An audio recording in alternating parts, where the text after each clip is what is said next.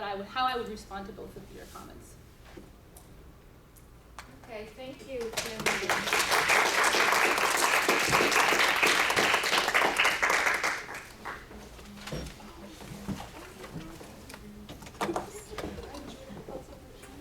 Okay, so we're running a couple minutes late, so that just means we're probably going to start lunch a few minutes late because we don't want to cut this off too much. We think there's still enough time for lunch. So I just wanted to take a minute.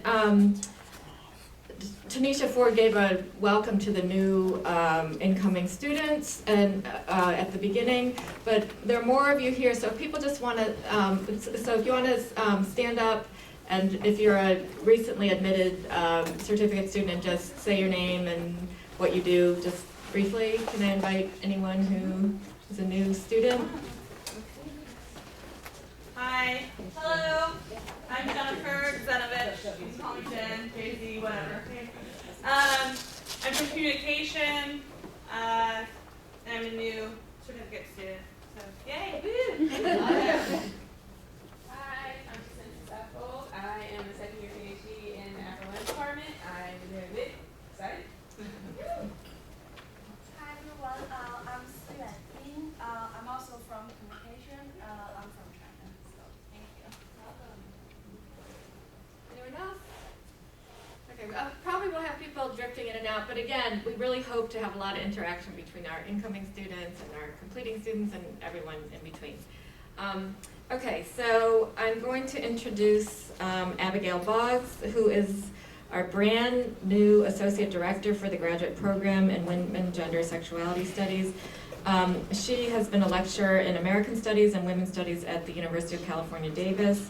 She received her PhD in Cultural Studies from UC Davis just June 2013 after completing a dissertation that brings together the fields of transnational feminist studies, queer studies, critical ethnic studies, and the emerging field of critical university studies to explore what the education of international students at U.S. universities reveals about the history and current politics of U.S. higher education. She has an article on the emancipatory potential of higher education forthcoming in SNF Online, and a chapter in a collection called Mobile Desires, the Erotics and Politics of Mobility. She was part of a Mellon-funded working group on work in the humanities with a focus on graduate education, and served as the graduate student assistant to the Dean of Graduate Studies and the Chancellor of UC Davis. So I'm just going to go ahead and, the title of her talk today is Queer Transnational, it's up there, Feminist Approaches to Critical University Studies Transforming Academia. So I'll just go ahead and introduce our two discussants. So Laura Briggs, I just introduced, and she'll be serving again as a discussant. She's our chair and professor of WGSS. And then Millie Thayer is associate professor of sociology here at UMass Amherst. She's also affiliated with the Center for Latin American, Caribbean, and Latino Studies, and WGSS. Her recent book, Making Transnational Feminism, Rural Women, NGO Activists, and Northern Donors in Brazil, is an ethnography of cross-border feminist relationships and negotiations of difference and equality. She's co-editor of Translocalities, is that correct? Daddies, Feminist Politics of Translation in the Latina Americas, from Duke, and Interrogating the Civil Society Agenda, forthcoming. Currently, she's researching the effects of the financial crisis and shifting political contexts on the sustainability of feminist movements in Brazil. So they'll be coming up after Abby's talk. Thank you so much for the introduction and also the invitation to be here and the job. I'm very happy to be here from California. And thanks to Leanne for the introduction, and to Laura for pulling together the money to bring me here, and to all the great papers this morning. I think actually there's a lot of the things that bring together my paper with the work that you all are doing, specifically because I do look at international students in the United States. So kind of the consequences of some of the, and kind of pre-story and post-story to your paper and to Charlotte's paper, actually. So I actually took the initiative. I just went ahead and put my new title up there because that's what was on the program, and my email address is up there here, actually, for my new UMass intro. So you're welcome to get in touch. So as my title title for this paper suggests, Queer Transnational Feminist Approaches to Critical University Studies, Transforming Academe. I'm going to use this brief talk today to speak with you all about what I see as the role of those of us dedicated to queer, transnational, anti-racist, and decolonial forms of feminist scholarship, vis-a-vis the emergent field that's now being called critical university studies. In so doing, I have two primary goals. The first is to introduce you all to this field and hopefully persuade you that it's a necessary direction for women's studies to go in. And secondly, I'll be routing my discussion through the genesis and kind of process of my own research efforts to bring the insights of queer, transnational, and feminist work to bear in the university as an object of inquiry and critical university studies itself as a field in hopes of demystifying some of the process of developing a large research project like a dissertation or a manuscript, which I assume many people in this room are in the process of doing. Before delving into my own research, though, I wanted to give you a bit of kind of the lay of the land of what critical university studies is. Has anyone heard of this field prior to this? A few people? Okay, maybe you've heard me talk before. Or more likely, you saw this article from February 2012 written by Jeffrey Williams, who's a professor of comparative literature at Carnegie Mellon, entitled Deconstructing Academe, The Birth of Critical University Studies. In this piece, Williams suggests that since the 1980s, US newspapers, magazines, and bookstores have been populated with critiques of universities and colleges, penned by pundits, journalists, and on occasion, university administrators like Derek Bach, and even less frequently by humanities scholars. Such texts frequently lament the academy at whatever moment they are written and nostalgically recall, or more accurately, kind of reproduce or reimagine, one of two scenarios. Conservatives tend to harken back to a mythical pre-World War II university, that was paradoxically both objectively apolitical and morally patriotic, so nationalist but not political at all.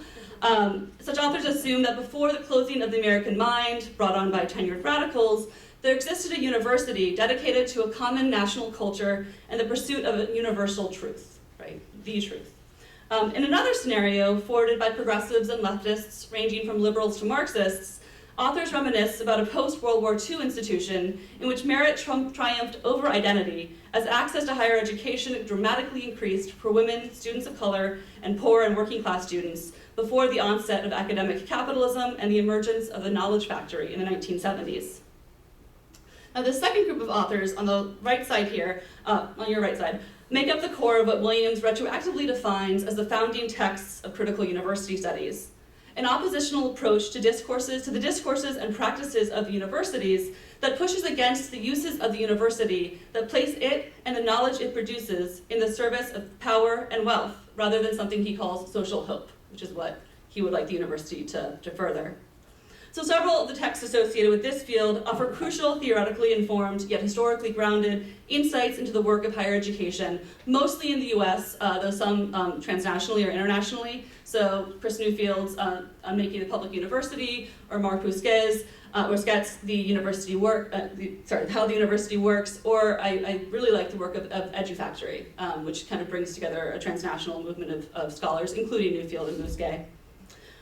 But perhaps the most highly touted of all works in critical university studies is Bill Redding's The University in Ruins, which actually is from 1996. Yep. According here, Redding traces a long history of the university from Kant to the 1990s in order to argue that the fate of higher education aligns with the fate of the nation state. So he's writing in the 1990s during kind of the nation state is over, we're in a global age moment. With the rise of globalization and the decline of the nation state, the university, which formerly served the interpolative and regulatory needs of this nation state, now has no clear mission or purpose. This is Redding's kind of central argument. Since the state no longer looks to the university for its self-reproduction, the university is reduced simply to another instance of a transnational corporation.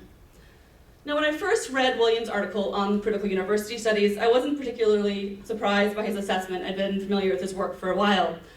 In fact, I've been thinking and working with these books, especially the Reddings, since the early 2000s, when I used it as one of the central theoretical frameworks for my first foray into what's now being called critical university studies. I was deeply, as a women's studies major at Wesleyan, I was deeply interested in questions of social reproduction, and inspired by reading Louis Althusser and Michel Foucault, I was especially interested in the role of higher education in this process and decided to write a senior thesis grounded in a concrete example from my own experience as a student there. So during my first year at Wesleyan, there was something of a scandal, this was back in spring of 1999, about a course entitled Pornography, the Writing of Prostitutes, taught by Professor Hope Weissman. A campus event organized by Weissman and students in the class, including myself, incited something of an attack by noted conservative radio personalities Rush Limbaugh and Dr. Laura. Yes.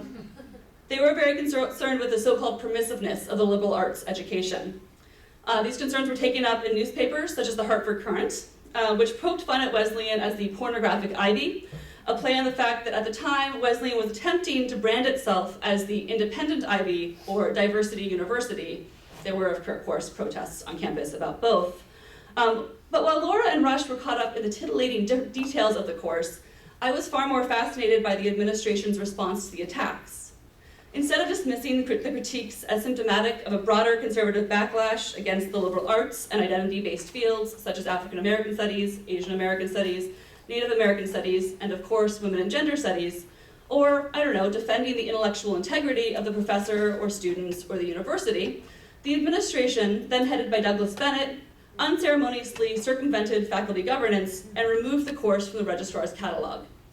So for my senior thesis, I asked what it was about the study of pornography, in particular, but also about sex, sexuality, and bodies and pleasure, more broadly, that was perceived as being so dangerous for university students and so threatening to the university's claims of universality. So I undertook the study through a contextualization of the events at Wesleyan in a long line of similar scandals dating back to the now notorious, these are out of order, 1982 Barnard Conference on Pleasure and Danger, which served as a primary battlefield in the feminist sex wars of the 1980s, and the 1997 SUNY New Paltz Revolting Behavior Conference, which Lisa Dugan has since argued was attacked as a cover for efforts to defund public higher education in New York State. So writing this thesis confirmed my desire to go to graduate school and my instinct that in doing so, I wanted to continue to think in, but also about the university. So as I undertook this research, I was perceived by what I perceived to be a lack of scholarship that thought more broadly about the university as an institution, but looked more specifically at the politics of bodies and difference outside of minoritarian or identity-based fields. Redding's work on the university provided a useful frame for understanding how the university historically functioned in relationship to the state, but in light of the uproar that we were facing regarding curricular content, and especially content connected to sexuality, race, gender, and class, his assertion that the university had ceased to serve ideological functions for the state or any other identity struck me as dangerously reductive. He seemed to almost willfully ignore the mutually constitutive and codependent logics of the state and capital, and the ways they are predicated on systematic and stratified constructions of personhood that distribute life resources and life chances, like going to college or what you learn in college, unevenly according to categorizations of race, gender, and sexuality, as well as hierarchies of perceived intelligence and ability. So I'm not sure I was also totally aware of it at the time, but in retrospect, assertions about the declining power of the state were especially specious when I was writing in the months and weeks after September 11th. It was made very clear that was a faulty claim. So we flash forward 3 years, and I'm now at Davis. I began research for what would eventually become my dissertation and now my book manuscript, shortly after beginning my PhD program in the winter of 2005. I was accepted to Davis to continue my work on sexuality and pornography. However, during my first quarter, it became clear that the most significant story in US higher education news was not overtly on questions of sexuality or sexuality studies, though, as I'll show later, still involves and necessitates that kind of analysis. Instead, mainstream news venues like the New York Times were notably focused on what was being discussed as the impending doom that was set to besiege the university writ large and potentially the US nation state due to a kind of sudden dip, the first dip in over 30 years, though relatively minor at about 1%, in the number of international students coming to study in the US. While I retained interest in kind of a queer and feminist analysis of the university, I started to become increasingly interested in the university as a transnational entity. So according to the narrative presented in the press, students were opting to attend colleges and universities in the UK and Australia instead of the US as a result of a range of post-9/11 policies that made getting a US student visa more difficult, particularly for students coming from countries classified as predominantly Muslim or on the terror watch list. There was also an increased perception, that this was discussed less, that the US was not that hospitable of a place to come to as a non-white student. So as I started to research this phenomenon, I was struck by the confluence of state, university, and industry interests, as exemplified by this ad right here called Secure Borders, Open Doors, which was sponsored by Exxon, so paid for by ExxonMobil, but posted in the name of the National Foreign Trade Council, the American Council on International Personnel, and the Business Council for International Understanding. As it reads, Secure Borders, Open Doors, that's the motto adopted by the State Department to describe US visa policy. It captured the challenge: keep terrorists out, but let legitimate, law-abiding visitors in.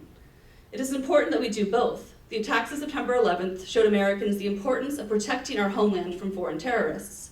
But we should not forget the enormous contribution that legitimate international workers, students, and travelers make to American economic and social life. This is also supported by op-eds from Thomas Friedman, such as Keeping Us in the Race, revving up the economic engine of brainpower, and eventually, a couple of years later, by reports from the government accounting offices, such as this one, Challenges in Attracting International Students to the United States and the Implications for Global Competitiveness. It was all kind of framed in this almost hysterical, seems like not quite the right word, but kind of really heightened sense of importance that literally the US would fail in global competition should there be this increased, continued decline in international students coming to the US. So these stories made evident the global stakes of US higher education, but as I undertook my research, it became clear that they were also predicated upon and productive of specific figurations of international students as a global mobile model minority that were suffused with normative prescriptions regarding gender, race, and a proper desire for a specifically American future. I was thus interested in what a queer transnational feminist investigation of figurations of international students might reveal if the focus was shifted away from the stories of individual students and placed instead on the institutions whose interests international students are imagined to serve. That is, if various institutional forms figure international students as either vital, so these kind of mobile minority ideas, or virulent, potential terrorists of their future successes, what does the way these individuals and organizations discuss, represent, and manage through policy international students reveal about the logics and values that undergird the institutions themselves? So throughout my research and writing, I ask what shifting logics of personhood, difference, and time and value saturate universities along with the state and their corporate benefactors through an investigation of the celebration and regulation of international students in the US historically and in the present. So I focused a lot on post 9/11, but I actually did go back to the 1870s to kind of start looking at federal immigration law and policy in order to understand these ideas. So I'm going to maybe talk through these next couple slides. So in the post 9/11 moment, these two kind of paradoxical and figurations emerge of international students. One of the representative choice I'll have for today is this one of Kofi Annan. So in early October of 2001, Macalester College's president released this advertisement featuring Annan that says that Macalester's college's 21,000 alum around the world congratulated him for his selection as a 2001 Nobel Peace Prize laureate. It then goes on to remind readers that it's worth remembering in these times when proposals are afoot to make it harder for international students to come to the United States, that Annan came to the United States on a student visa. In fact, Annan was hand-selected in 1959 by the Ford Foundation and funded to travel to Cambridge, to Massachusetts, to spend a summer at Harvard before moving on to Macalester, where he was not only the president of the Cosmopolitan Club, but also a member of the first Ambassadors for Friendship group, a group started by Macalester in an effort to actually counteract the narrative of the Freedom Riders, specifically with kind of a multiracial, multinational group traveling in the United States, specifically in the South.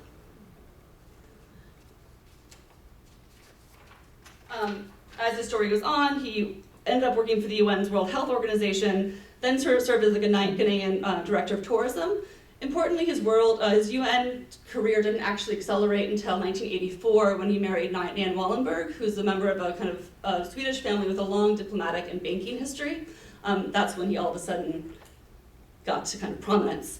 He's also featured, though this was actually removed when the Obama administration came in, he was featured for many years, though, on this list of 200 students that was on the Education USA site under the heading Foreign Students Yesterday, World Leaders Today. So part of this kind of very specific narrative of the international student who would further American interests.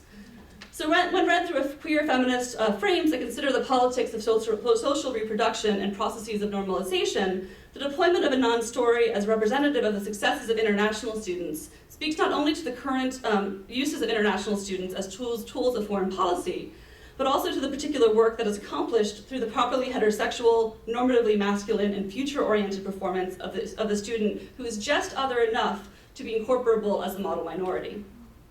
However, this depiction of Anand, as we're all most likely aware, did not exist in isolation.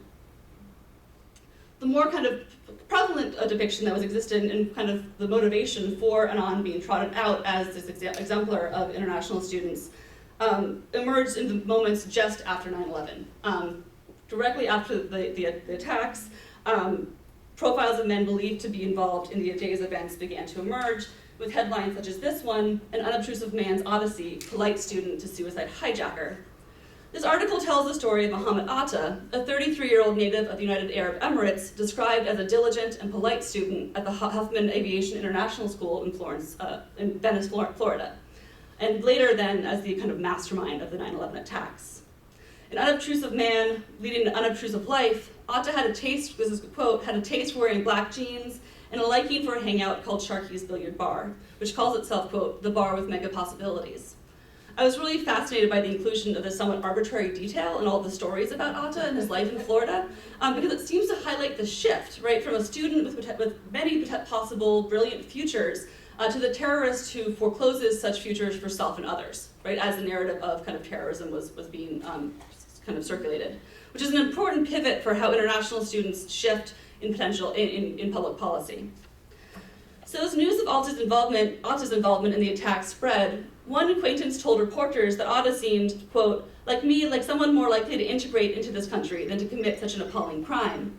Citing the strategic use of student visas by so-called terror cells, experts suggest that the revelation of some pilots who carried out Tuesday's hijackings were schooled in the United States underscores the astonishing degree of organization and planning undertaken by terrorists. In fact, however, only 3 of the participants in the attacks could in any way be considered international students, and Atta and the other person who was at the flight school with them were actually out of status at the time of September 11th. Explanations of this turn to international students, despite this, federal policy and federal investigators and federal policymakers quickly turned on international students as a particularly necessary population to patrol and police. Explanations of this generally hinge on allusions to historical precedent. For instance, one individual on a student visa, Ayad Ismail, is currently serving a 240-year sentence for driving the van in the marginally successful 1993 World Trade Center bombing. And eventually, in a text called The Bible of Western Intelligence, Lawrence Wright drew a direct line from Saeed Qutb, the so-called philosopher of jihad, who studied in the US in the 1940s, and Atta. As a result of this, by the 27th of September, Dianne Feinstein called for a moratorium on all student visas, suggesting that by policing international students, we'd be able to do away with all terrorist threats. So students from 6 primarily Muslim countries, including a number of international students, were required to participate in a special registration program known as NSEERS, and the Senate soon passed the Atta rule to enhance screening and surveillance of student visa applicants. Oddly, despite the fact that Atta was in the US on an M visa for vocational students, the Atta rule only applied to F students, which are students here for academic degrees. So importantly, these discussions of Atta and other quote-unquote terrorists built on long-standing Orientalist tropes of non-white, non-Western, and especially Muslim men who are portrayed as at once sexually repressed and overly feminine or even queer. For instance, in The Looming Tower, up there, Wright describes Atta as, quote, a perfectionist, Physically, there was a feminine quality to his bearing. He was elegant and delicate, so that his sexual orientation, however unexpressed, was difficult to read. This allusion to Atta's potential queerness is part of a discourse of the quote-unquote the terrorist that Jasbir Puar has described as a key component of, quote, the process of discerning, othering, and quarantining the terrorist bodies.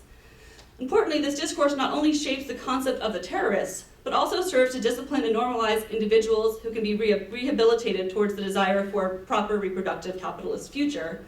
It is therefore not surprising that the student visa requires students to articulate a specific set of desires of a future with strong ties in order to be granted a visa, and that students who fail to articulate such desires come under increased scrutiny or are denied a visa altogether.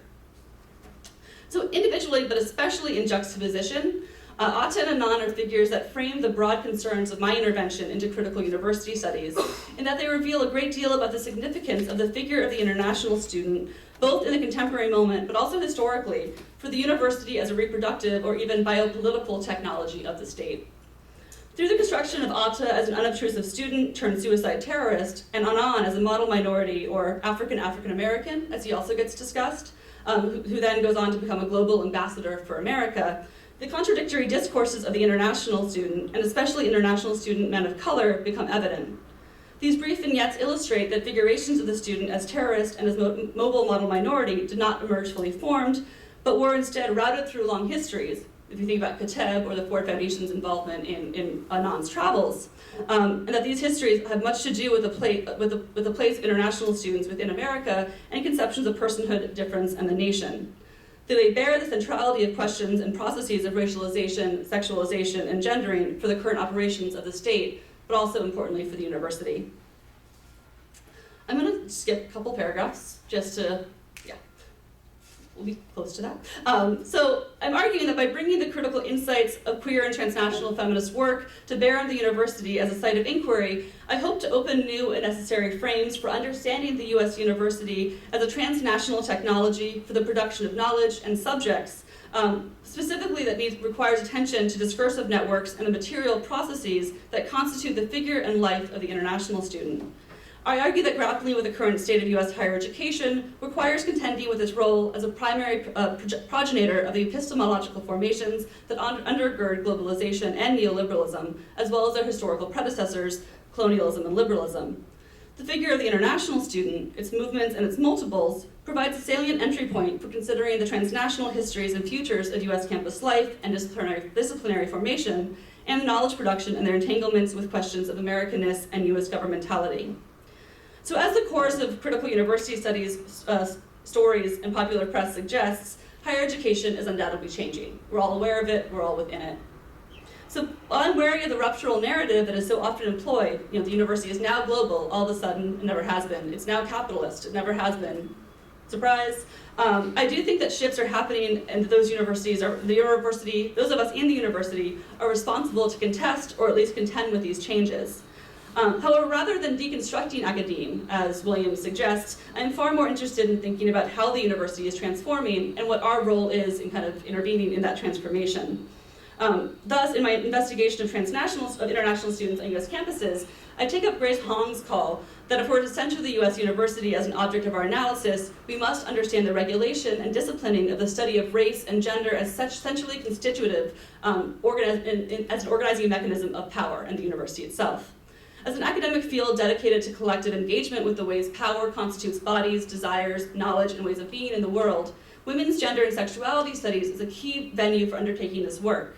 A self-reflexivity about our work and the institution in which it takes place seems vital. There's a legacy of this work, if we think of people like Barbara Christian, C.L.R. James, and Jackie Alexander, who, during the institutionalization process of our work, documented how their process of navigating the administrative workings of U.S. colleges and universities, but also remained critical of the ways their work and their bodies and their bodily presence were called upon to serve as alibis for the broader racial, gendered, and nationalist mission of the university. Right, so that work was happening in tension, both being in the university, but also being critical of one's presence in the university and its uses. Through my work, I hope to contribute to the new generation of scholars who are especially critical of how the university produces knowledge for the racialized, gendered, and class management of populations and human difference. These include people like Roderick Ferguson, Miranda Joseph, whose book is coming out shortly, Nick Mitchell, who's an upcoming scholar who's doing fantastic work, particularly around women and gender studies and black studies, and Jennifer Nash, whose new book is coming out very shortly. With these authors, I see it as imperative that we undertake work and support others in their work, to undertake work, scholarship that foregrounds a critical analysis of the institution in which so many of us have chosen or are trying to spend our lives. I'm just going to leave us with this quote instead of going into the final paragraph in order to, is that okay for time? All right. So basically, I think we all should be doing critical university studies through feminist analysis, and I will leave it. Thanks. So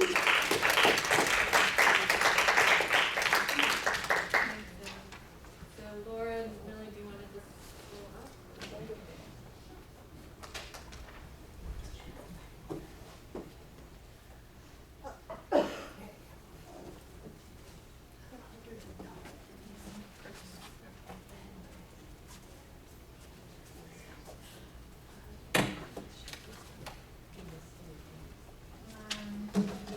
Hi, everybody. Thank you so much to Women, Gender, and Sexuality Studies, not only for inviting me today, but also for giving so many students in our department and other departments the kind of support they need to do this kind of research. I'm so impressed with the papers that are being presented today. I've heard some of them in different versions in our department, and so I think it's a very generative space that you've created here. I found Abby's paper really provocative, and it made me think about some aspects of my life at the university in a whole different way. Since I'm not familiar, like many of us, with the literature from critical university studies, instead of commenting on Abby's analysis of it specifically, I'm going to speak from the perspective of a participant observer in this institution. And I thought I would share a kind of report from the field and ask her afterwards for any insight she might have into some of my observations. I'll focus on two institutional sites, and by the way, no one told me how long I should talk, so if I'm going on too long, just, the hook from off stage. Well, I want to talk about two institutional sites that I occupy in which I found her framework particularly useful and sort of instigating. The first is my position as grad program director in sociology. So in that position, I work with a lot of international students, not surprisingly, and I observe and participate in their encounter with the university and through it with the state. Of course, their experience varies a lot by nationality, by race, by gender identity, by sexual orientation, and by class, but I do think there are some commonalities to the experience of international students. My role is, besides teaching and mentoring, which everyone does, I also admit students, I help orient them to UMass and US academic culture, and I coach them through or around all kinds of bureaucratic and intellectual rituals. So from this location, Abby's discussion of the discourse of the mobile model minority made me reflect on the ways that the state and university sort of work in tandem to enforce appropriate behaviors for international students. And I'll also be really interested in what some of the students here present have to say about this. So obviously there is outright surveillance, which I'm curious whether you're still being asked to actually pay for. Is that still going on? I know there was a big struggle about that a few years ago, whether international students were going to have to pay a fee to pay for their own surveillance. There are also prohibitions on work off campus and exclusion from a whole range of fellowships, government fellowships, which then make international students more dependent on the university and on their relationships with various people and institutions within the university. There are required language courses which aim to erase accents and sort of linguistic differences. And then there is the role that we as professors and even fellow graduate students play in training international students to think and write in a particular style that is recognized in our academy. and even to ask questions that matter to US scholars and perhaps don't matter so much in the national context where they come from. So I think there's a real tension between the laudable goal that we have of equipping students to compete in the job market, in the academic job market, and on the other hand, operating as agents of a hegemonic intellectual culture. So I think that's a tension that we all face. And none of this is to say that the university is necessarily successful in this project of sort of universalizing an academic culture. But the point is that there are material dimensions to the mobile model minority that, and I'm sure Abby, knows this and has developed it elsewhere. But there's structures that aspire to make this discourse real, and that I think are worth paying attention to. Specifically, I found the figures of Kofi Annan and Mohammed Atta as distinctive tropes in this discourse really interesting, and I wanted to suggest another one that I don't know whether it fits in the middle or somewhere in this field of international students, and that is the campus activist. Because from my observation at UMass, there are many international students, many of whom come from particularly politicized contexts at home, who become participants in labor and social struggles here at UMass, and they bring their previous experiences with them that inform that activism. So in essence, I think they're blurring the boundaries that separate them from their domestic counterparts and exerting the rights that are afforded to US citizens without asking. So doing the impermissible, just doing it. And I think it's a kind of queering of the category, a refusal to do or to be the predictable international, well-behaved student.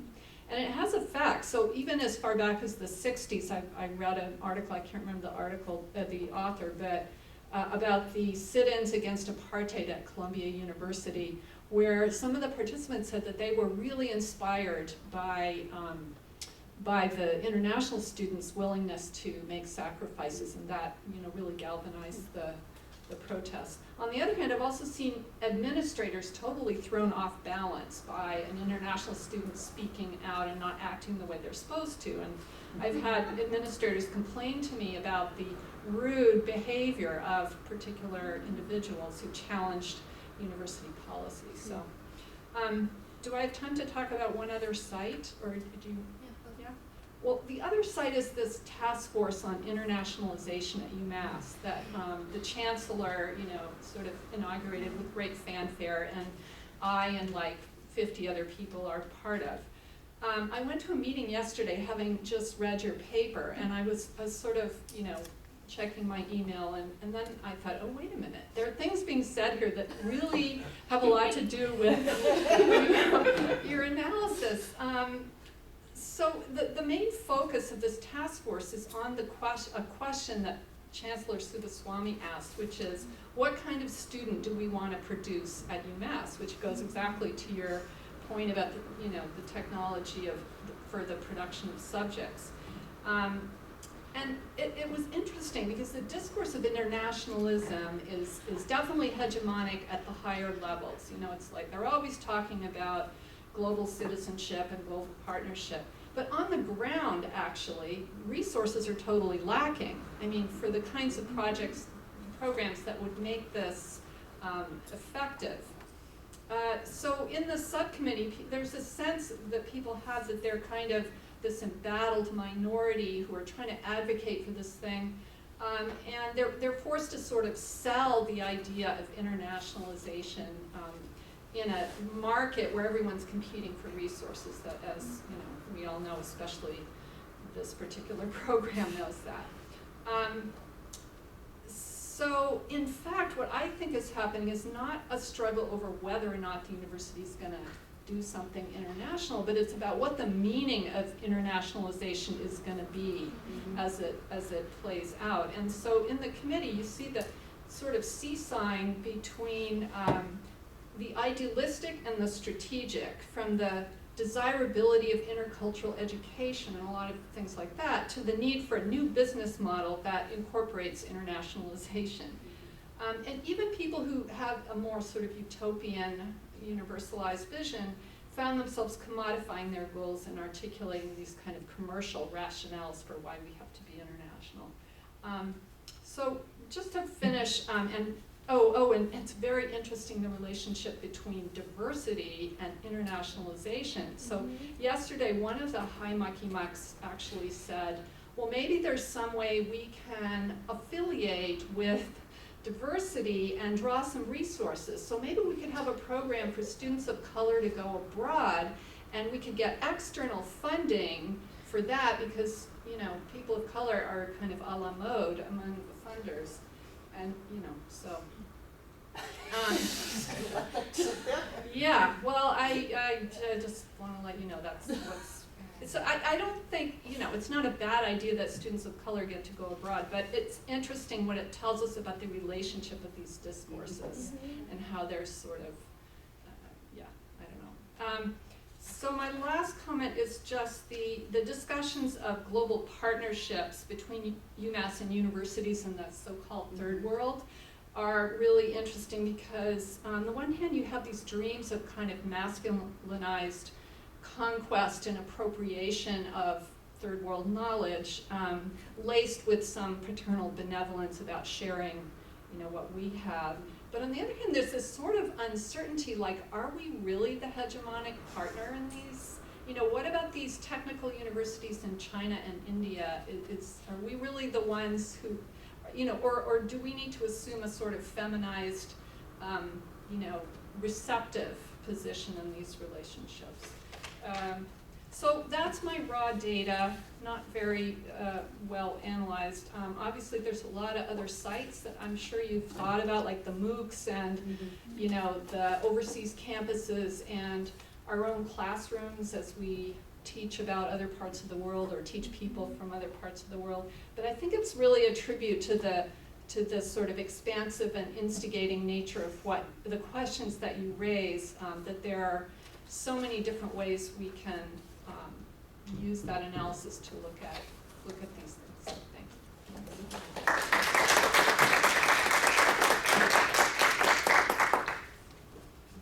you. I hope it's okay. I just put that down. I'm afraid I'll lose my place in my notes. So I want to say, I'll try to be brief because I understand I'm standing between you and lunch. But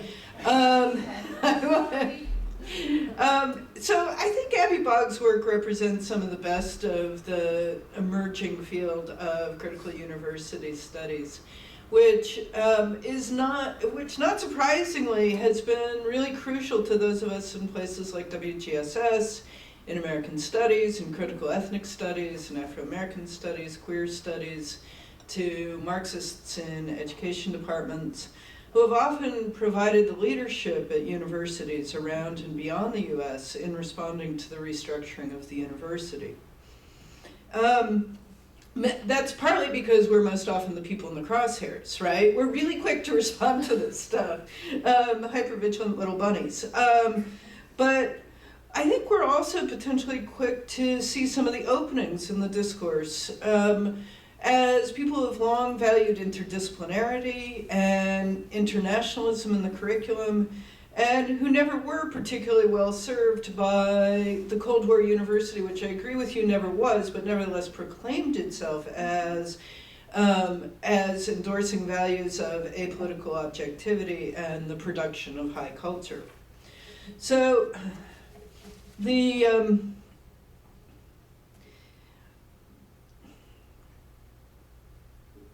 oh, sorry.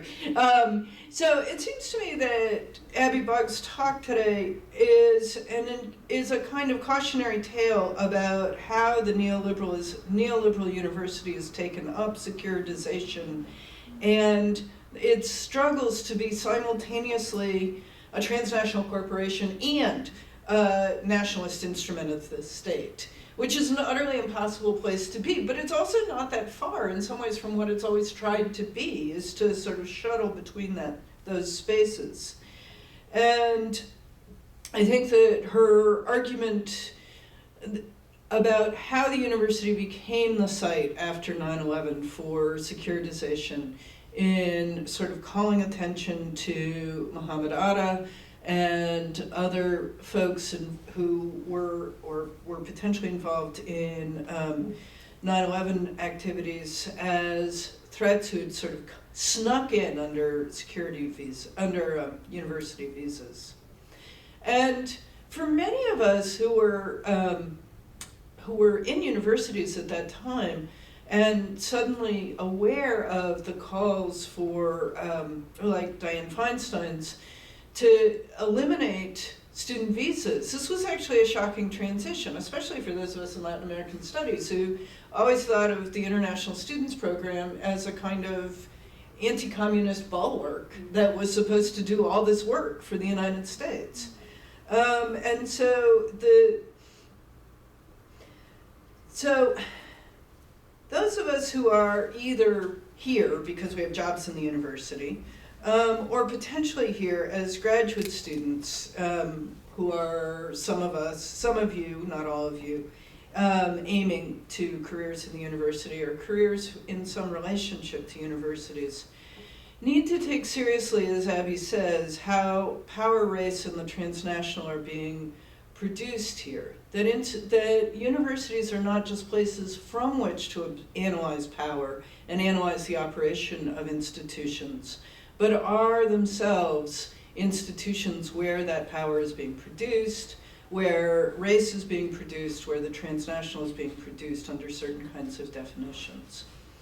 And so I just want to sort of close by talking a little bit about where I think some of the sites of contestation at UMass might be in relationship to this paper, to take its provocation to activism seriously.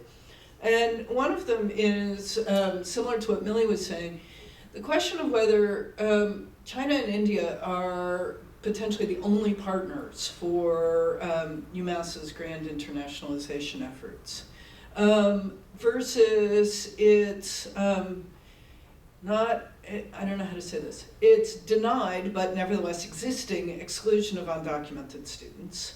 You can talk to anybody and they will tell you that they don't do it. And you can look at UMass Boston in relationship to here and realize quickly that UMass Amherst is not admitting undocumented students and UMass Boston is. And so it's not simply something about the bureaucratic systems. And two, the question of whether, so looking to China and India as places that are going to send well-funded students, Mexican and Guatemalan governments are also funding students to come to the U.S.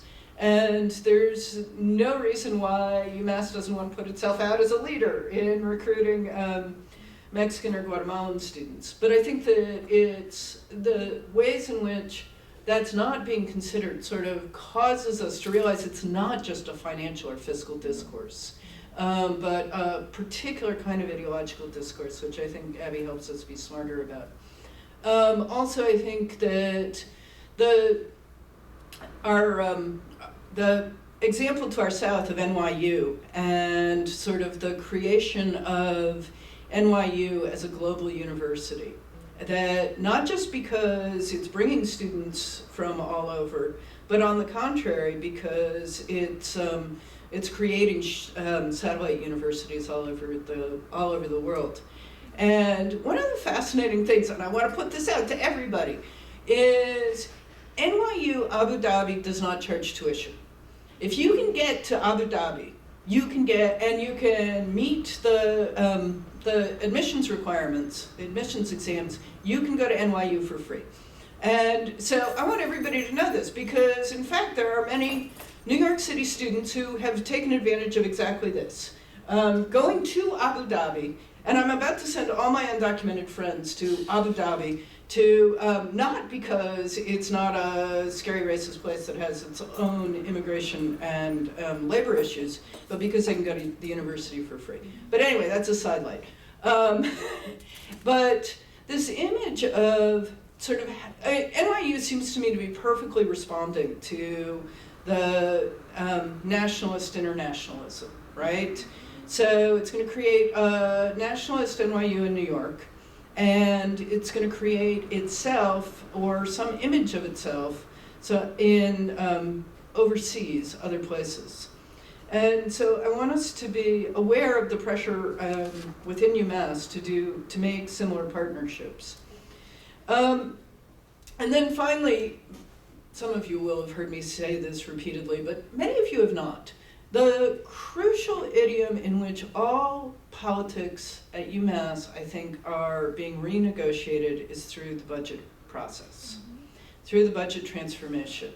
And I have not seen enough WGSS participation in the argument about RCM budgets. And so I would be happy to talk to you at length about how I think we're potentially impacted by the transformation in the budgeting process. But at a minimum, I want to suggest that we belong there and in that conversation, right? We're well-educated people, and the sense that if it's numbers, it's going to exclude us is foolish. We're smart enough to figure out the numbers. The numbers aren't that hard. But it's precisely the development of a technocratic language that is meant to seem boring and neutral that is the site of politics in this university, and I want us to be more involved in that conversation. So, thanks.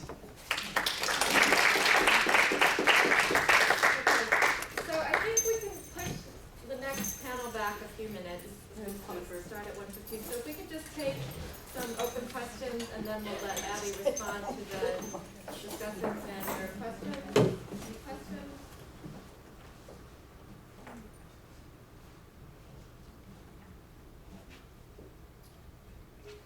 All right, you want to respond first, real and then we'll. Sure. I was going to see if I can actually get to my next slide I didn't show, because in responding to your awesome comments, thank you both very much. It's great to get a lay of the land of what's going on this campus before I come. Seriously, these are all questions I've had.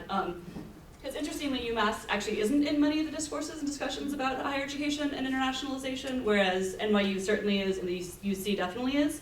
But one response that I wanted to put out there is I get worried that this particular version of my work overemphasizes the post-9/11 moment as an exceptional moment where all of this is changing, or the idea that international students are all of a sudden kind of a component of U.S. higher education.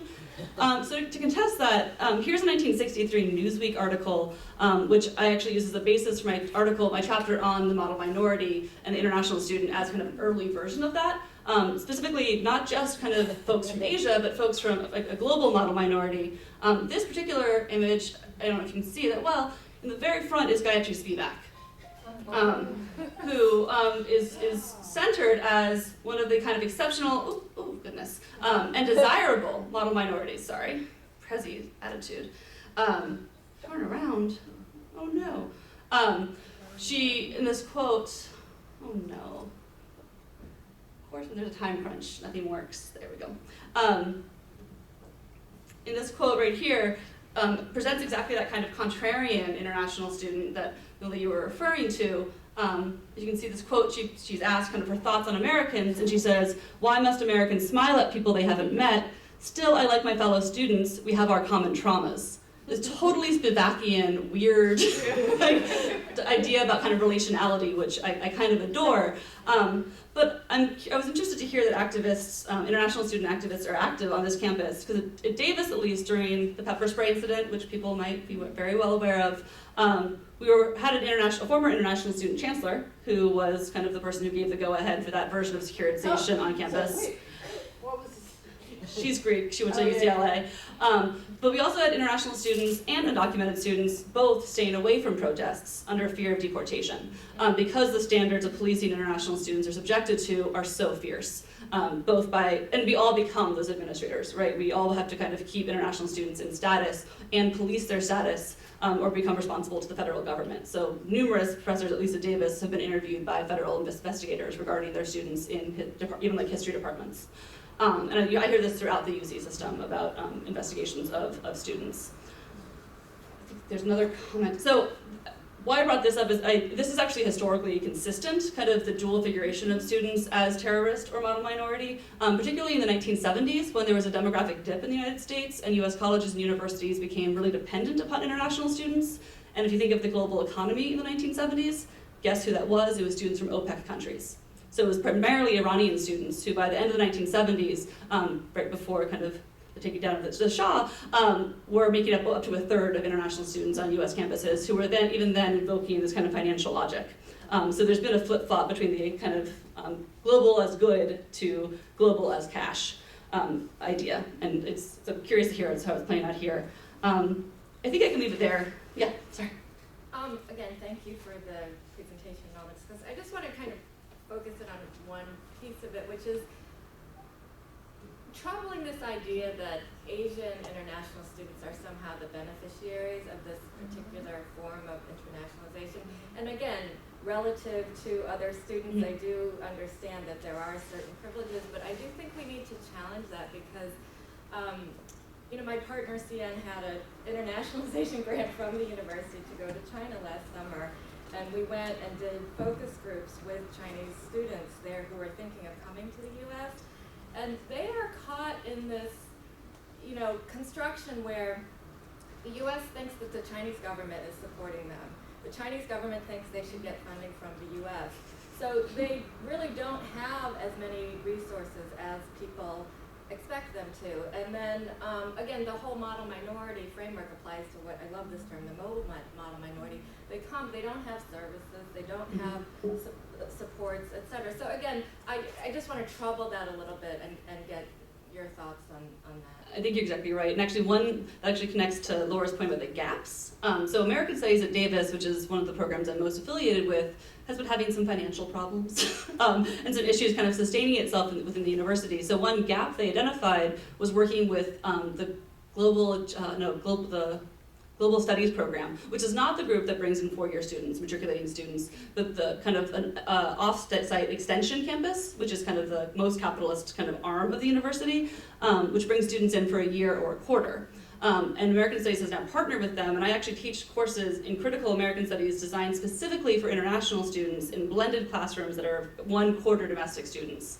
And in those classes, we're trying to think transnationally about the university, about race and American nationalism. So it's this interesting space for thinking in totally different and really challenging ways. It's a really difficult class to teach. But there we have this quarter, I'm teaching it around the university and having students talk about their experiences with getting a visa and how they're funding their experience in the United States. And it's becoming very evident to the domestic students and to each other that this model minority, as always being a wealthy model minority, is actually entirely specious, right? It has very little factual basis. So I think it's an interesting disruption, and part of my putting kind of teaching the university into practice in the classroom, which I'm getting to do next spring also. Yes. Thank you for your talk. It was very, very interesting. And I guess my question is about what comes after the critique. I get the critique and it's very interesting, and I think that it is a necessary one because we usually tend to think that the university produces the critique and speaks to power. Mm-hmm. But I am interested, because I didn't see it that much in your talk, I am interested in knowing if you are also thinking about ways of decolonizing higher education, because this is something that I am very interested in. So after we know the critique and we sort of understand how the university produces particular subjectivities, specifically in regards to international students, how do we decolonize and what do we propose in higher education to decolonize this approach to the higher education? I agree, thanks, that's a great question. I think it's actually, for me, within women and gender studies and cultural studies, it's actually always the central question, what's at stake in these critiques? These critiques, if they're just critiques, don't do very much, right? Which is actually, I didn't get to my final little bit of the paper, which was about teaching the university, which I think is kind of an initial step towards that decolonization process, is understanding the histories of the university. First is always kind of a global institution, right? So tied to the state, but also a global institution that kind of produces ideas both in the US but also internationally. So that, for instance, the very foundational thought of neoliberalism is not a corporate idea. It actually emerged from the Chicago School actually during an exchange with Chile, right, with international students in the classroom where those ideas are being produced. So it kind of reshapes our thinking about these logics when we understand their origin within the academic sphere. But I also think it's about teaching about power differently and thinking about power differently, which is why I closed with this quote from Ruthie Gilmore about thinking of power as a capacity, right, as kind of facilitating and kind of dispersing ways of thinking about power that's not necessarily top-down, but actually, gives us all the idea that we have the power to kind of participate in the institutions that we're within. So if we're in the university, which we all are, this is kind of, I think what Laura was talking about a little bit too, that we have kind of responsibility to do things like boring committee work, which is really painful. I've done a lot of it. But like how you shape those discourses can actually matter. It's not as monolithic as we're led to believe, and it's when we believe that it is this monolith that we kind of stop engaging and kind of quarantine ourselves off in our little spaces and don't actually engage. I also think, Laura's point about the turn to numbers within the university is not novel, and something I think Miranda Joseph's forthcoming book is really going to help us address, and some of her work on thinking about how the university accounts for itself. That we actually need to do that work, even if it's not stuff we're used to doing, in order to shape and transform the university into the kind of institution we want it to be.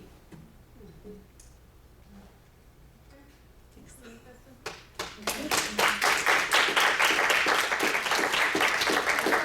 again, introduce yourself to Abby to do the conversation. So, let's start at 1:15, but if we can let the panelists one of Karen's on the students next also. panel get lunch first, just to make sure they get lunch. And then, if you're still eating and we're starting at 1:15, you're welcome to bring food in, but I guess we'll let the discussions on the next panel get the food. Yes. She's still Davis. She's, I think, considering retiring in the near future. I know she's running some frustrations with their position stuff around what kinds of